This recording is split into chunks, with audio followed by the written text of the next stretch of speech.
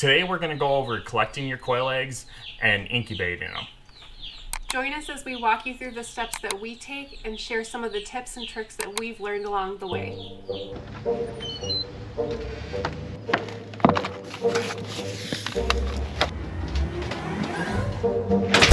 Honey, I got my quail eggs from Whiskey Tango Farms. More? You don't need any more. The day or two before you expect to start incubating your eggs, we recommend that you get your incubator turned on and start to get it up to temperature and humidity. That way you know if there's anything wrong with it, and you can also familiarize yourself with the various settings that your incubator might have. If you receive your eggs in the mail, you are going to want to let them sit 12 to 24 hours pointy side down after receiving them in the mail. If you're going to collect your eggs from the backyard, you're going to want to also collect them pointy side down, and every day you're going to want to tip them side to side, and you're going to want to collect them up to 7 days is what we find best for fertility. There are several different incubators that you can use. You can either use like a Nurturite 360. Or there are several different kinds of styrofoam incubators out on the market. Or we even recommend a cabinet incubator if you're that serious in hatching eggs. You're going to want to place your eggs in your turner pointy side down if that's how your incubator is set up.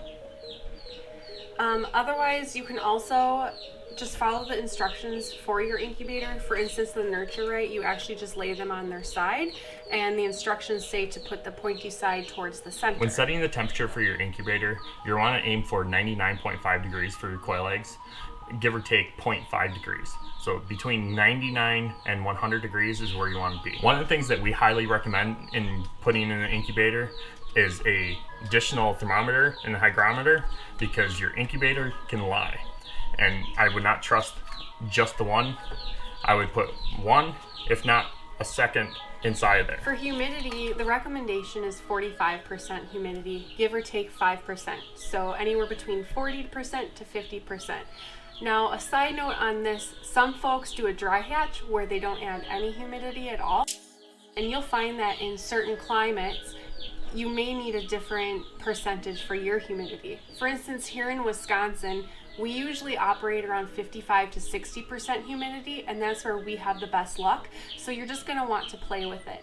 Personally, we started at 45 degrees when we just got started, and then we adjusted accordingly once we learned what we needed to do here.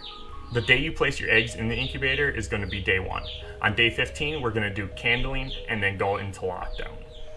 We recommend that you write down the day that you're setting them in the incubator, as well as figuring out when they're going to go into lockdown, writing it on a sticky note and placing it on the incubator.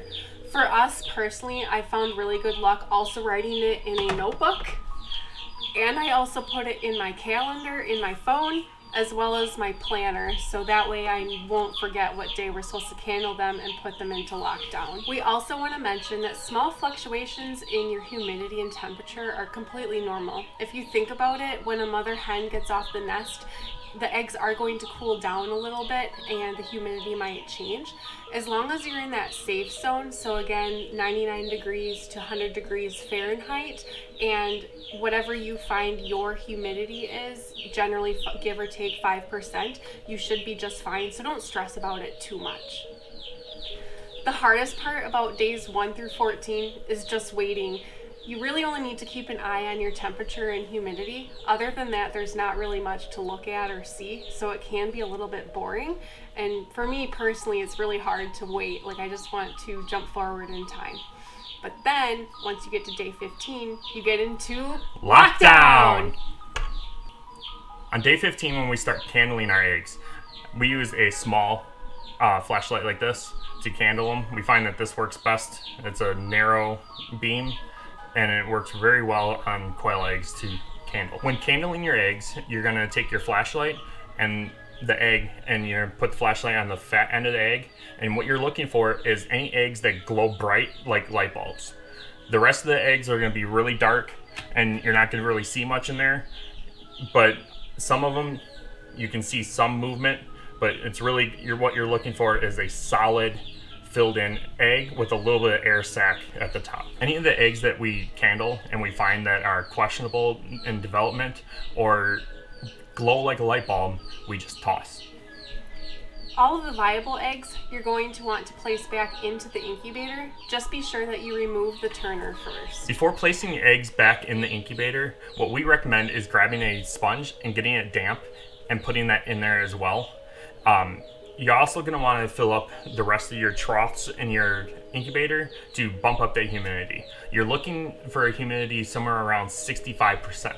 We just want to mention again that small fluctuations in the humidity is totally normal. So really anywhere between 60 to 70% seem to work just fine for us. The other difficult part about incubation is lockdown, because the reason it's called lockdown is you're not supposed to adjust anything really. You shouldn't be opening the door to look at them, as tempting as it may be.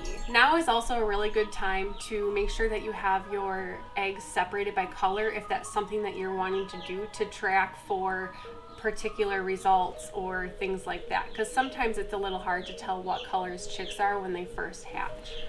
One of the things that we use to separate our eggs is that we have these baskets from Hatching Time that go into our cabinet incubator, or you can use these little organizer trays, and all you need to do with these is place the eggs on the bottom of the incubator and place this over the top, and that will separate the eggs out. Day 17 and 18, you're going to start to notice the eggs wiggling and wobbling in there, and you may even notice some little pips. And day 18 is really when they should start hatching. So you'll see the pips, and then eventually they'll actually zipper all the way around the egg. Once your quail chicks start hatching, you're going to want to wait about 48 hours. That's what we recommend. They are viable up to 72 with the nutrients that they provided with the yolk, but we find that 48 hours works best. They're not too hungry and they thrive very well. Now is an excellent time to transfer your baby quail to their brooder. If you're wondering how to set up your brooder and what that should look like, we actually have a video on that. So you can click up here, or you can also click on the link below in the description. Thanks for watching. Bye.